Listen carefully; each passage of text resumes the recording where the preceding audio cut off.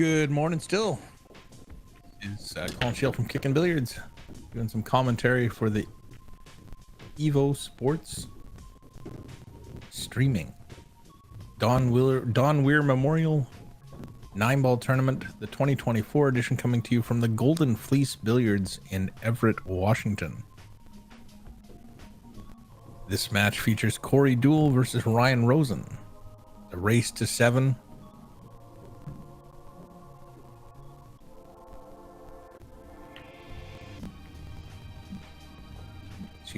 Race to 7 on 7-foot diamond tables.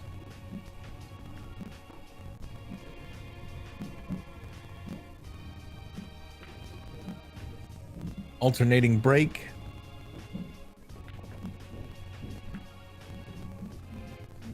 And I think that's going to be Corey at the table, the Prince of Pool. Somebody was saying it was, now that he's a little bit older, he's the principal of pool, but certainly an innovator in the game. Changed the break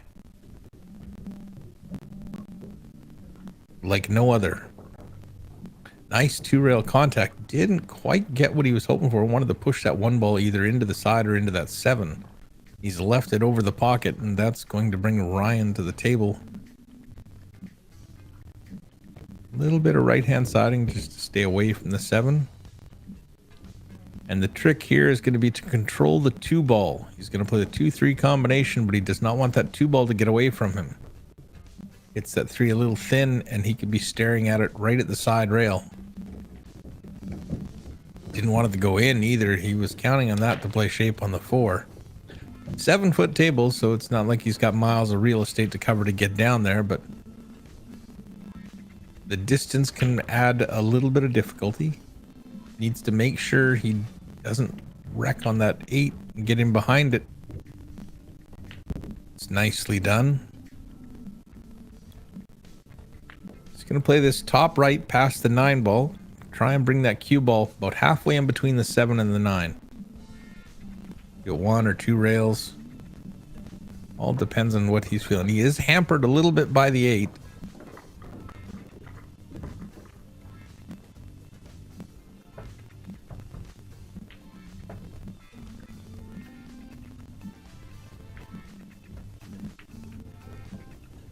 The long, thin cut shot from Corey.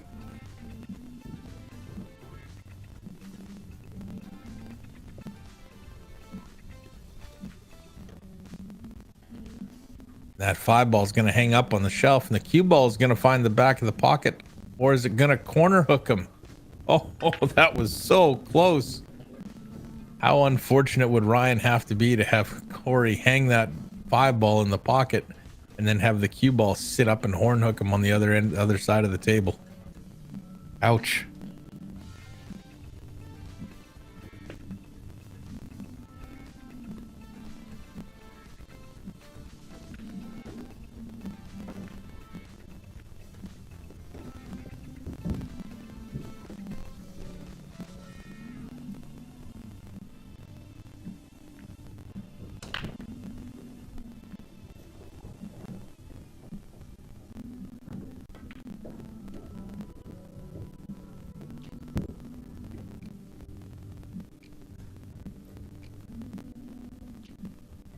If he's got angle, he'll play with top and just roll up and come back down. You do have to be careful you don't hit it perfectly dead on and follow it in, but he had a little bit of angle, made that a little easier.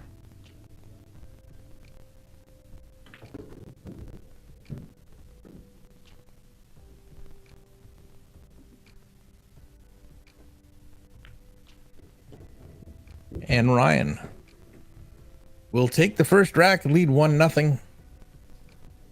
I believe that brings Corey up to break, as it's alternating break. 1 on the spot, 2 on the back. That should bring the 1 and the 2 fairly close together with some sort of consistency.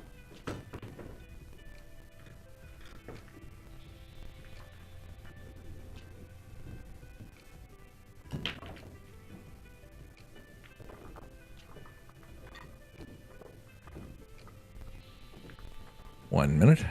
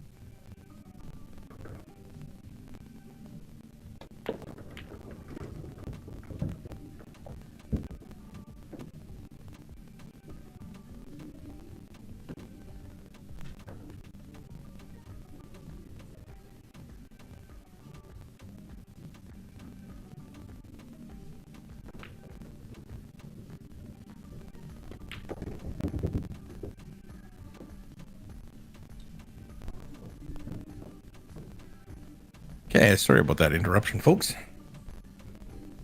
Sometimes you have to deal with things as they come up.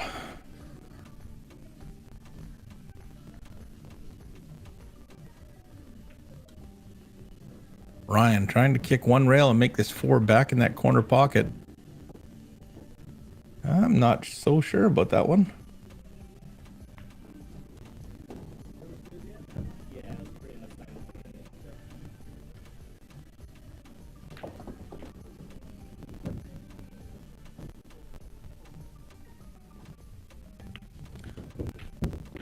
Corey's not going to argue it. As long as he doesn't end up dead on the rail. Might make this a little bit trickier, but he should still be okay. The 9 ball's almost hanging in that pocket. And makes them both.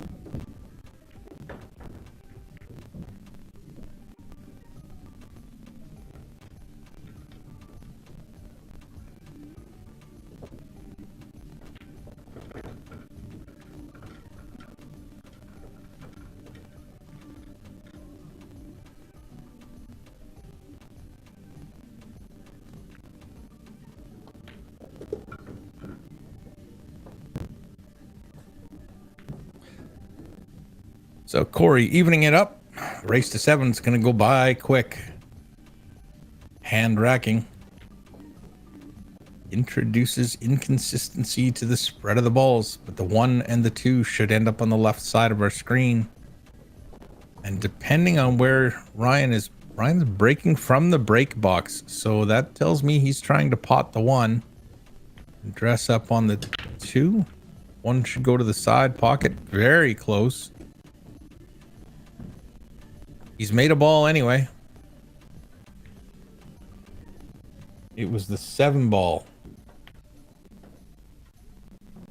It can be a little tricky to get from the 1 to the 2, but there is a path coming off the 1 between the 6 and the 5, and then 8 and the 9 back up for the 2. Lots of room to play that 1 ball. He's got a lot of speed on that cue ball. Nice little bounce would be great. Just let him cue that cue ball a little bit better to play the 2. Use the 9 as a stopper here. Let's be careful he doesn't hit this so soft it goes in behind it. Soft enough it didn't have the speed. Did have the line though. He can stop right there and play the 4 in the top right corner. The top middle pocket he can draw back a little bit for. All depends on what he likes. He had angled the roll forward. He's going to end up a little bit straight on the 4, but I think he's still got room to cheat it in the left side of the pocket and play that cue ball up to that diamond just to the right of the center pocket.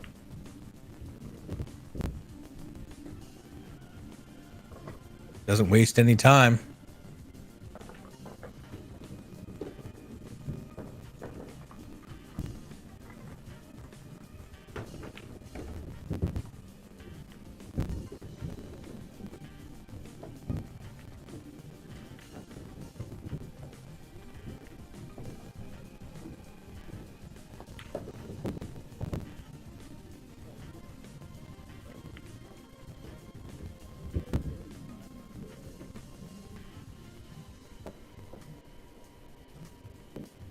Nicely done to get straight on that 8. A little bit of angle, but should be able to just roll it in and play the 9 in the bottom right. Looks like he's putting a little bit of right-hand spin on this. Yeah, he's trying to make sure he hits that side rail and spins out towards the middle.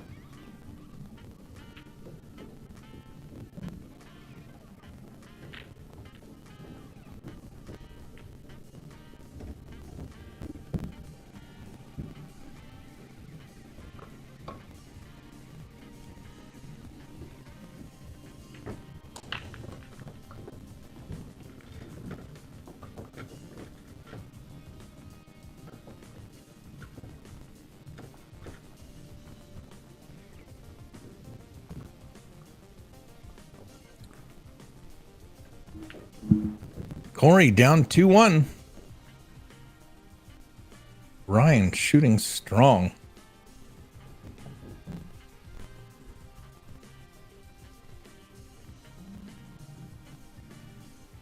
He's going to make a match out of this.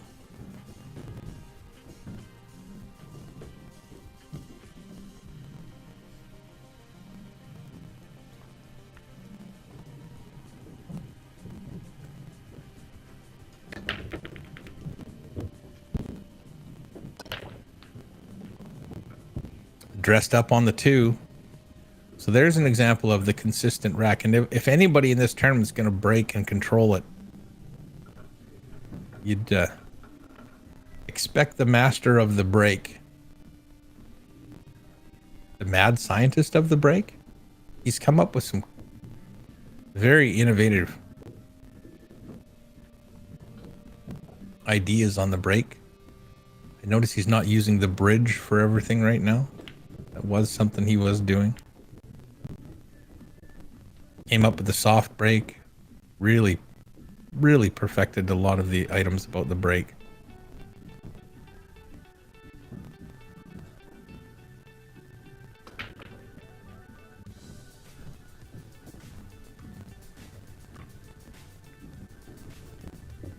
Caught the 3 and didn't really free up the 5 and the 4 and may have blocked the 5. So he's gonna have to either cut that 4 in the side and nudge the 5 again, which that shot is there, or he's got to bank the 4. I think he's playing safe here. He's gonna send the 4 ball 2 rails down table. Nope, just banked it towards the side pocket. I'm not sure he looked at the 5 to see whether the 5 went by the 6, so he may end up playing the carom. It's a tricky little carom from there. Oh, it went by. A little tough to tell exactly where the edge of the 6 was, but...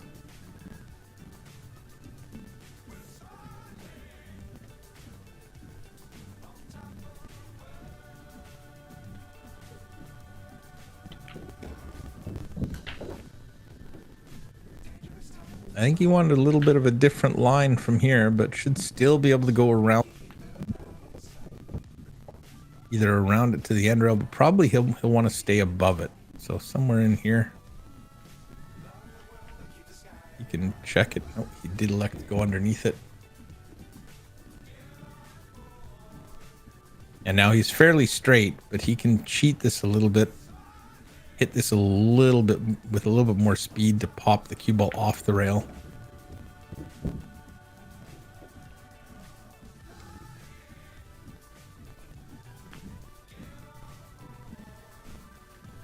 Yeah, it's not something that normally happens, but you do have to be aware of the side pocket.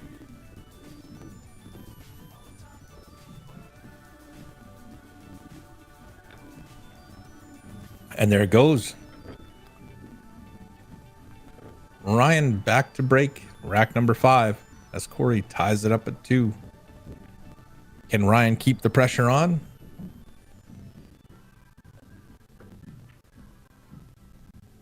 They don't have his Fargo listed. Yes, you do. 526. Nice, playing really well.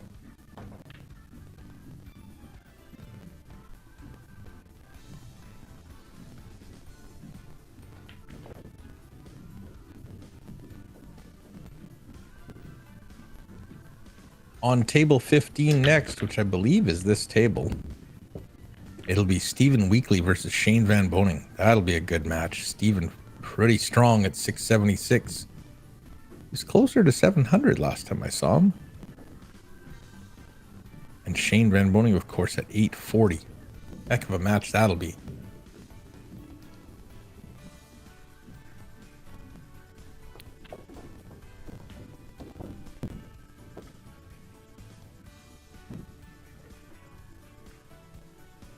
Ryan a little unlucky on the break. He's going to go after this one with a kick shot. Play it 2 rails if you can. If you play a 1 rail, there's a chance you get hooked in behind the 6 with the cue ball. If you play it 2 rails, you're a little less likely to.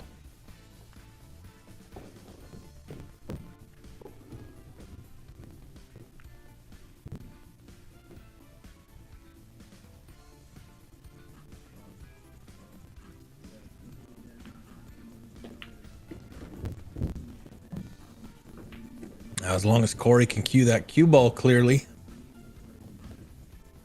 I like his odds of making the 2-6, but I think he's hampered a little bit by the 9, so that adds just a tiny little bit more degree of difficulty to this. As with any combination shot in a rotation game, you're also trying to keep control of that 2 ball, not just the cue ball.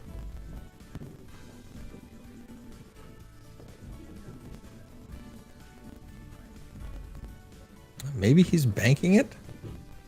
No, he's going for the combination. So tough to tell sometimes with the angles that we're given. Well, he's left him a shot of the 2, but the shot on the 4 is going to be a little tricky. They end up having to play safe on that.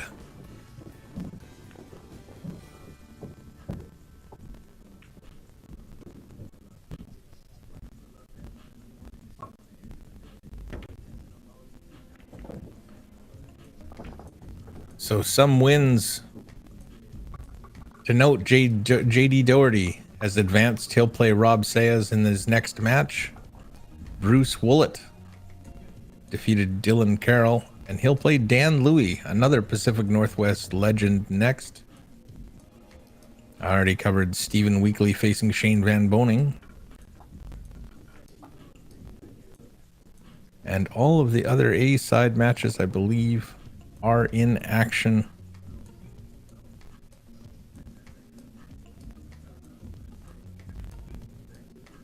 Oh, not next on table 15. It'll be Barry Brown versus Chris Reinhold. Might remember him from Moscone Cup fame.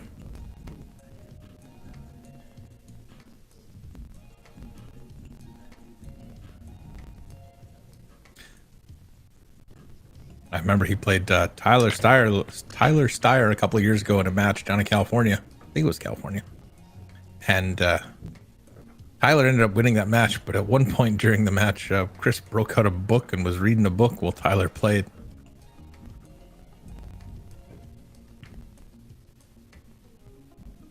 Ryan missing the 2.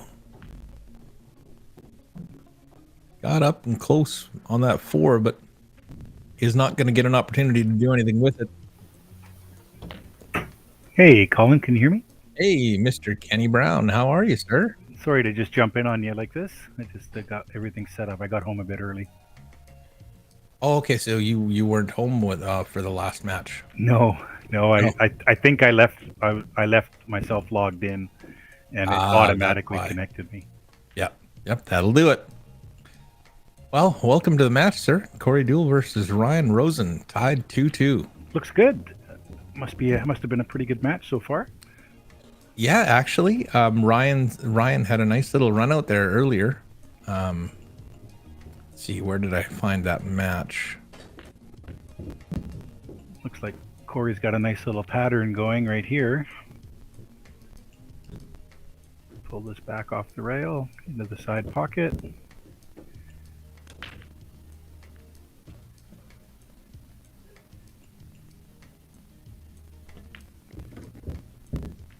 Trying to get my bearings a little bit here. Yeah, I'm just trying to find my... Oh, there it is. It'll be down a little lower. Just trying to figure...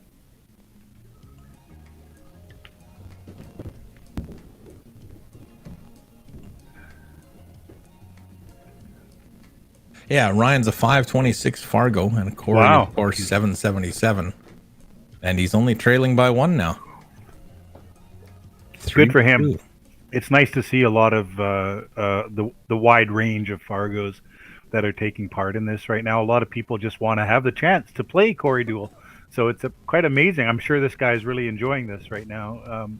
Obviously he's not a favorite to win the match, but just getting a chance to play someone with of Corey's caliber with a tournament like this must be a big thrill for him.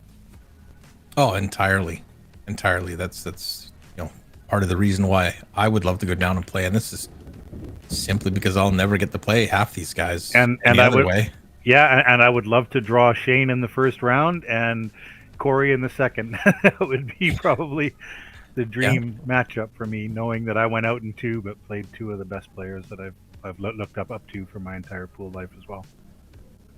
Yeah, and I don't think that you're far off on a lot of folks' hopes with this tournament. I know I'm what they would call dead money in a tournament like this, but it'd still be fun. Yeah, it looks like he's got another pretty juicy table run here, without giving him the curse, I hope. but it looks like there's not much to do here. If he gets straight in on the 7 just as a stop shot, the rest of it's... I think he wants to draw this back a little bit. If he stops there, then he's going to have to play the 8 into the same pocket as the 7. Yeah, I think he can... Yeah, you're right. I think he ended up with a little angle here, and I don't think he wanted it. Now he's going to just force follow and go off the rail and come up. I think it just... Yeah, like you said, roll forward. And then as elementary as it can get. That was a quick rack. He didn't take a lot of time. Well, it's 9 ball in the 7 foot, right? If you can break the balls with any sort of consistency and avoid clusters, that's right. A good opportunity to get out. Sorry, Colin. Yeah, if you can make 2 or 3 balls on the break, you're only playing 6 ball at that point. So it does make it a little easier. I'm curious to see, are these guys soft breaking to make the 1 come up table? Is that what you've been seeing so far? Not really. They've mostly been trying to make the wing ball because they're not stuck with the break box. Yep. Yeah, and I think the 1 is on the spot, so it's pretty standard. There's your almost guaranteed ball. Although Ryan has been breaking from the break box, and I'm not sure why, but it has been successful. Okay. I just know that oh well, he's lost the ball there. That didn't even get kicked. That was a clean cue ball. Seems to me that's a bit of a too powerful break for this format, this type of table. I think if you're gonna break head ball like from the center like that, I agree.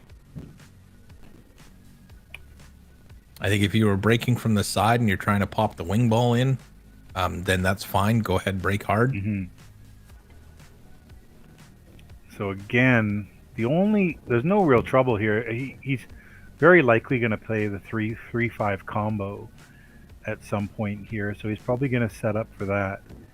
And once he makes that, the only difficulty he's going to have at all is going from the 4 to the 6 at some point. But yeah, and that's only because of the 8-9 are kind of in the road, but not really. It's a minor factor that could come into play, but I doubt it will. I think we're going to see a stop shot right here. He's just looking to see which pocket it goes into for the best angle that he wants. If he won't play a stop shot from that left side, because then the 7 ball would kind of be in his road for shooting the 2. Oh, he wanted to make sure that he could clearly contact the cue ball and didn't want to bridge up over the 7. I think he'd like to see this cue ball similar to where it is right now. Yeah, just get it right back into that position. Oh, that's gonna go. That's I thought that was gonna go a little too far, but. So now, do you slow roll this, or do you and guarantee the 3 being there, or do you try to kind of make both at the same time here? I think that you try and guarantee it being there. Oh, he did for both. But at the same time, if that doesn't go, then he's still fine. Yeah. So whether the 3 goes or not, he's still on the 4 or the 3. So he's going to go 2 rails in between the 9 and the 8 here, which is the only chance that he could have a bit of problem if somehow he may play it with top left and just check it. No, you're right. He's drawing off of this ball, so this is the only chance he had of causing himself a problem, and he did it to himself. But, like we said right at the start, the 4 to the 6 may have been an issue. I didn't really expect it to be an issue, but sometimes it does get there. Oh, he's hit did he get a rail? I'm not sure. I don't think that 6 got a rail, and he taps the cue ball. Yeah, so had he played the 3 softly, then he would have been able to get better shape on the 4 ball so that he wouldn't have had to have done the 2 rails to go around.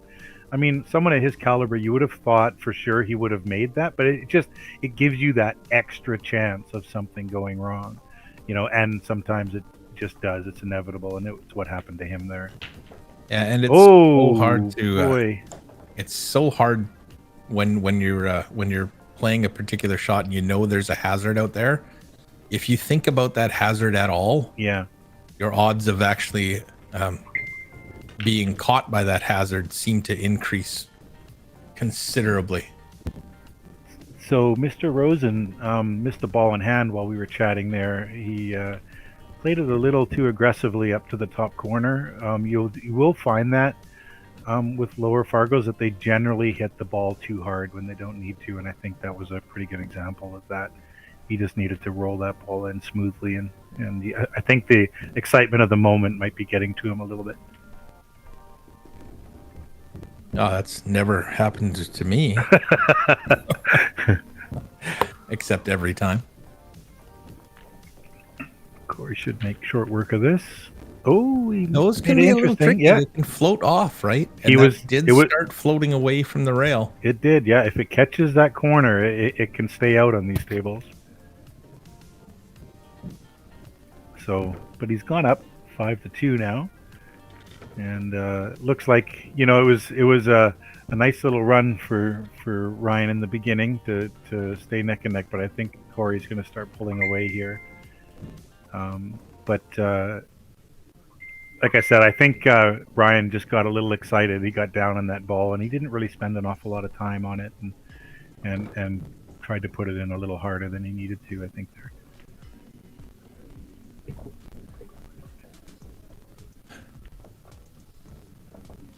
John Schmidt used to drill into my head to just make the ball as hard as you need to, no harder.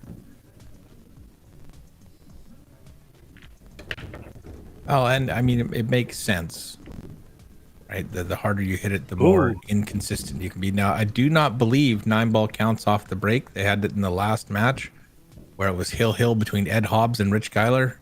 And I believe Ed made the 9-ball off the break, but it just spotted. So I'm assuming early 9-balls are okay, just not off the break then. Is that correct? That appears to be what the rule set is. Okay. So counts as a ball down, so Corey gets to keep going. Keep going, yeah. I don't know if he's going to take this on or not. It's a very small window for him to get in between the 3 and the 7 to play the 2-ball afterwards, and I don't think he can hit it soft enough to hold it there. So I think we're going to see some kind of a safety from him here. Most likely just a little split safety where he leaves the 1 ball behind the 2-7 and the cue ball on the other top end of the table there. Oh, he elected to go the other way. He played a little inside to slow it down. He did leave it hanging over the pocket. I mean, a decent jumper is going to make this, but he's not going to get much reward because that 2-ball is really tricky. Having that 2-ball that close to the cue ball as well is going to make this a little bit more difficult of a jump shot. Mm-hmm. You know, another inch of space, and you know, I'd feel a lot more confident about my success rate of making this jump shot.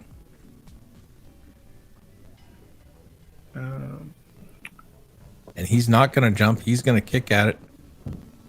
He's just using spin. This 3-ball is going to be close. Yeah, that's 3 balls in the way. Oh yeah, it is he for sure. Just barely clipped the 3. I think if he had have been able to miss that 3, he would have. There just would have been no reward for him though. Making that ball, he would have likely been either hooked on the 2 or just had a slim edge of it. True. So it was one of those times where making a good shot wasn't necessarily going to help you. No, but being hooked on the 2 is still better than ball in hand by for Corey on the 1. Corey overcooked that one a little bit, but he should be okay. Whether he cuts it or banks it, he should be all right. And it looks like the cut. Yeah, he's played a little. That was the though. only thing that might have been a little bit off on that is if he can avoid the 7, he might bring the side pocket into play, and if he can't avoid the 7, where's that cue ball going to go? Now, I don't know that he tries to bank this. I think he's just going to chip off it looks and like try he's going to bank it. No, just a little chip So off. hard to tell from the angle sometimes. Like I thought he was aiming at the left side of the 3 there. I sure like the quality of the picture we're getting here to do the commentating on. They've got a nice setup here at the Fleece. It's a really clear photo. You can see the colors very clearly. Yeah, and it's a little bit blurry, but you can still read the numbers even. Mm-hmm.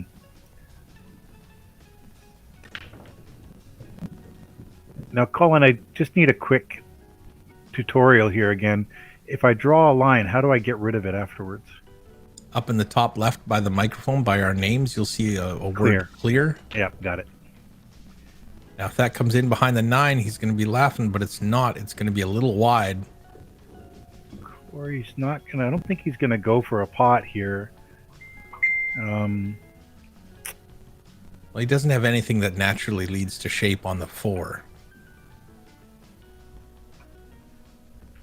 Does look like he's going for the cut, though. Maybe he can hit that 8 and manipulate the cue ball somewhere. Oh, he went for it. I don't know what his plan was with the 4 ball. 8 ball to get out of the road.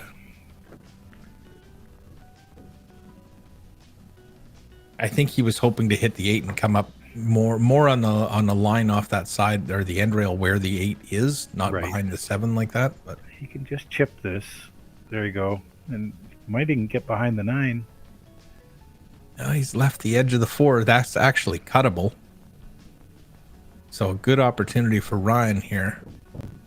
The shape is going to lead the cue ball directly onto the 7, 3 rails and around.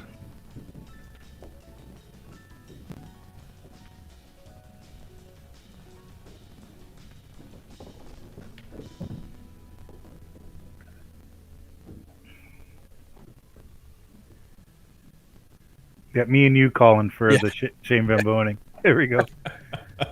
I saw that post. We're following along with a schedule for who's commentating which matches, and they just posted who wants Shane Van Boening versus Stephen Weekly. And Colin and I both said me right at the same time. Oh, this is a dream to get to commentate on these guys' matches. Yeah, for sure. Corey's making this one look easy now. I think you'll find sometimes when these guys match up, you know, like there's some shots that they make and try to go for and stuff like that. They might not ordinarily play, you know, when depending on your matchup. I mean, it's very situational, and I think Corey's kind of done that a little bit here. He's gone for some shots and stuff that he might not go for if he was playing Shane or something, but he seems to be firmly in control of this match now, and you know, like I don't think that cut on that 3 ball where he left himself funny on the 4, I don't think that was really unless he's really confident on how the match is going, I don't think he's going to take that shot on that often. He was doing some things like that yesterday when he was playing the match against Shane. He had that 9 ball. I think it was the 9 ball or the 1 ball that was in a cluster by the corner pocket, and I would have swore it was going to hit the side rail. But he looked at it and dressed up and potted it in the corner, and he had to play it off another ball, and it was like in the cluster. So, but he's such a creative player that yeah, he made a carom shot yesterday that nobody knew what he was doing, and then I kept looking at him. He kept looking at this carom, and I kept thinking, I wonder if he's going for that. But how is that going to go? And he ended up just smoking it in, and it went straight in the pocket, and I was pretty surprised by it. I don't know, it's a shot that I would have gone for myself, and when he did it, it just happened so smoothly, and it seemed like everybody thought he was going to break this ball out, and he didn't, and by the surprise of everybody, and then he all of a sudden he hits this great carom shot. Unluckily, he didn't get on the 8 as he would have liked. Needs that 1 ball to keep going, and it just gets clear. Yeah, he's gonna, you know, these are tricky little shots because he's got to play it with the right weight to make sure he's on the 2. Well, and he did it. He's cheating the pocket there as well to try and slow the cue ball down and keep it on a particular line. He's just gonna go down and come up just a little above. Oh, he's playing it all the way. Oh, the 3 must go down to the corner. Yeah. Yeah, okay. It goes past the 6. Now he doesn't necessarily want to rub this 4 because the 4, he could push the 4 into a, depending where his cue ball ends up here. Oh, just a little. These tables keep you honest, that's for sure.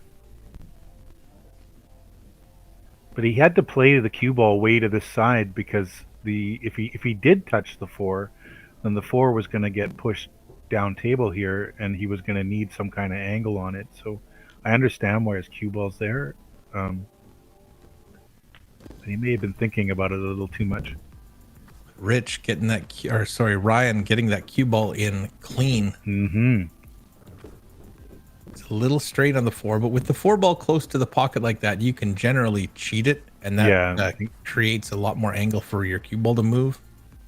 He Looks looks like like he's he's drawing straight out. Oh, and he had some inside spin on that to give it a little more. Now, 2 rails or just 1 with a little bit of right-hand siding? Personally, I like a 1 rail shot here.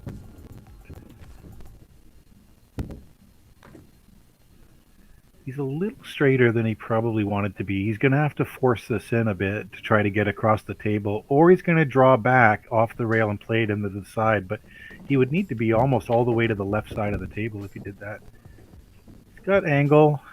It would have been just playing the cue ball back across to the same area the 6 was in. Yeah, he's got to move the cue ball a bit more than he would have liked, I think.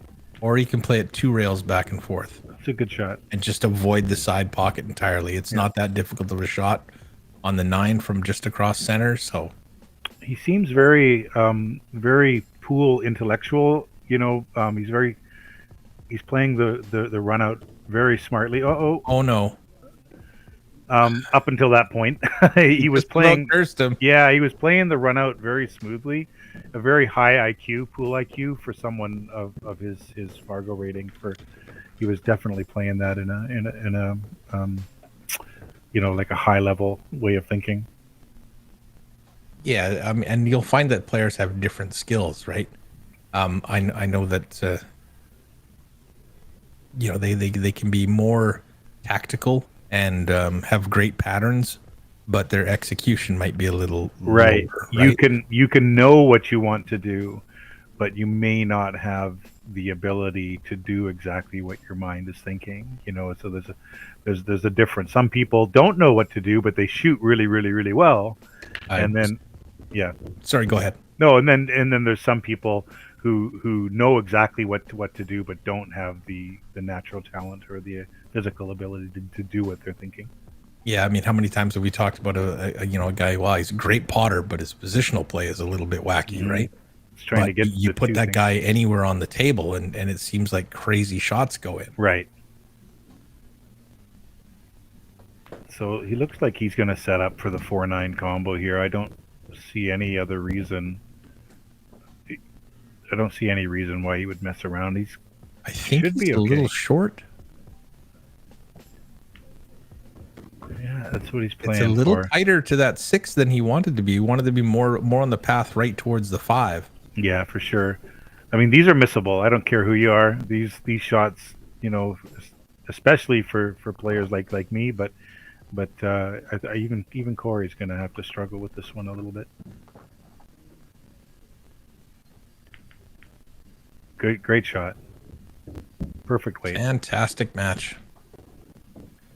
Excellent. Well, it looks like there's going to be another matchup real quick. We're not, unfortunately, going to get the SVB versus Stephen Weekly match. But it looks like there might be a Stan and Corey. Might be Stan and Corey. So we'll see. We'll be back shortly. These guys are probably going to hit the submit match, and the stream will end, and another one will start. But in the meantime, hope you guys have enjoyed this. Thanks very much, Kenny. Thanks very much. See you on the next one, sir. See you on the next one. Yep. See you guys. Cheers.